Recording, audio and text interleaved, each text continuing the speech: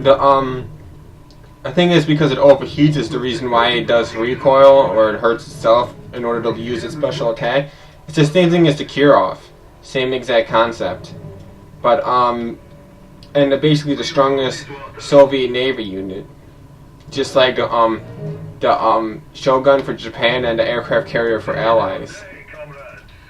They're like, and they're a third tech unit, the only third tech unit.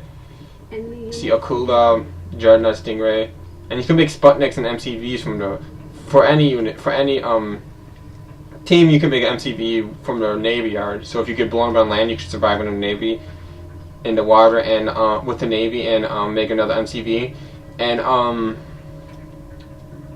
you can make Sputniks from the Navy Yard, and only Soviet has Sputnik, by the way. So and this is a lot stronger than this. It's only a second tier thing, but it's like it's strong like the Spectrum Tower, and it kills everything. It just destroys everything on land. It's even good against third tier units. See how? Vengeance is near. Remember, I gotta show this guy first. Apocalypse tanks can easily take on other vehicles with their powerful main guns, and can crush most anything under their massive treads. Their special ability is a magnetic harpoon, which can throw enemy vehicles in for the kill. And by the way, if you grab them with a harpoon, they can't move. It just destroys like lower level tanks like easily, and that's the advantage of Soviet. Soviet and Japan both have these like super heavy. This is considered a super heavy armor tank. Japan has a King Oni, and this guy is a stronger Soviet tank. And it just, if you use the grinder tread upgrade, it makes him better running him over, I believe. And this harpoon, it kills buildings like nothing. It grinds war factories. It just destroys everything. It's strong as hell. And even without it, just a basic gun. Watch. He's just... Oh, I got him. And by the way, you can run him over too. You don't even need to use a grinder tread. And by the way, those guys are anti-tank, so they can hurt my Apocalypse tank, but the guys with samurai swords can't. And and I got my vacuum imploder. It's gonna blow him up. He's not easy, so I don't want to lose him, so I'm just gonna use the Iron Curtain.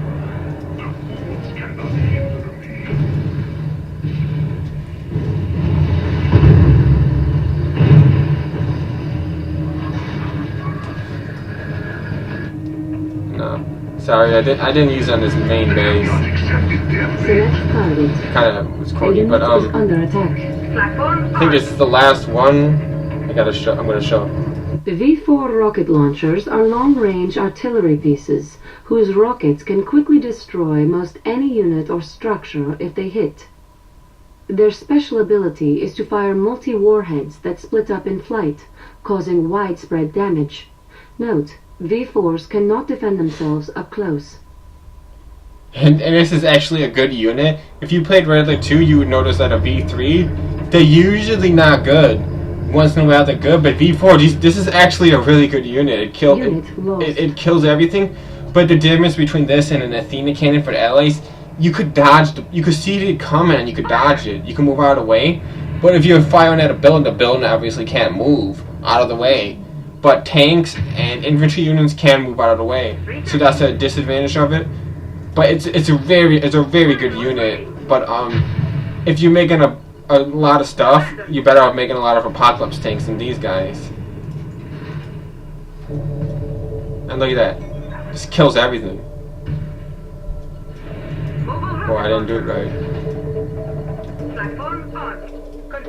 And I'm gonna show Flag Troop. I don't know if I showed yet. And I think this should be the last unit.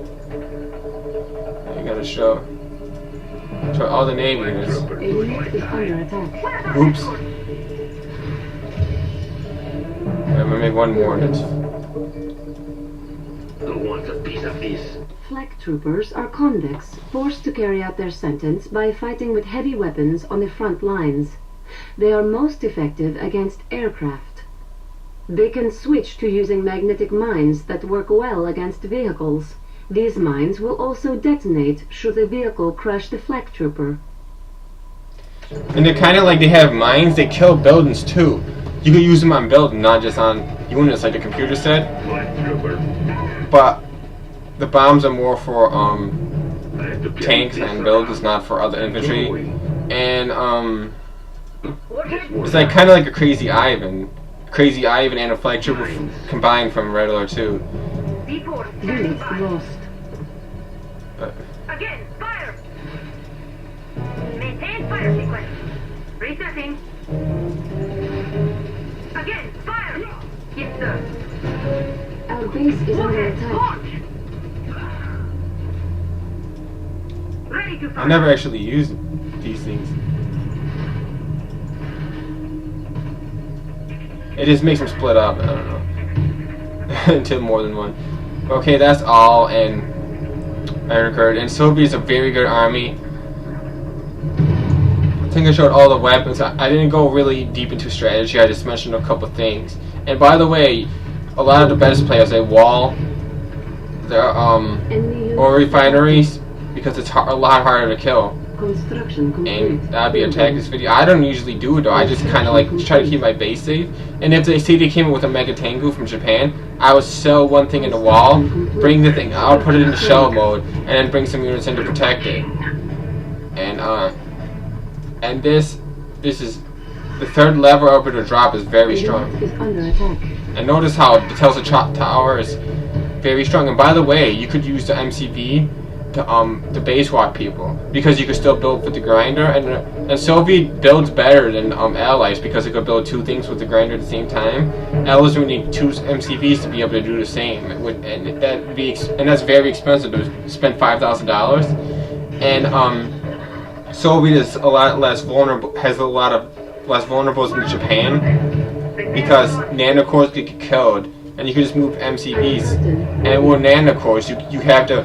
If you wanted to make a base defense with a nanocore to attack, you wanted to base walk, you would either have to move the MCV and then punch out nanocores, or you would have to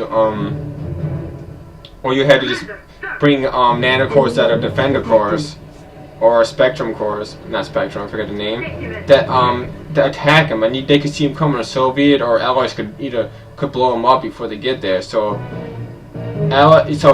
Soviet is the best at base walking. That's what I'm trying to say. I might have not said it well, but they're the best at base walking because they could come with Telsa towers, and the Telsa towers just tear everything up, and you could put a Telsa trooper on it just like in Red Alert 2, same concept. And that'll be the end of the video. I hope this helped you a little bit. Yeah, I showed everything. Okay, bye. If I forgot something, then you can figure it out on your own if you buy the game and go to scrimmage, and then you hit the question mark. Ore collectors automatically gather resources essential to fueling the Soviet war machine. These amphibious vehicles must be protected at all costs. Their special ability is to deploy reactive armor, which makes them highly resistant to enemy attacks. Note, they cannot gather resources in this state. Yeah, like curls up. Okay. That'd be it for now. And Soviet's a good army. Some say Soviet's the best, some say Japan's the best, but I don't know. Mine is nearing depletion.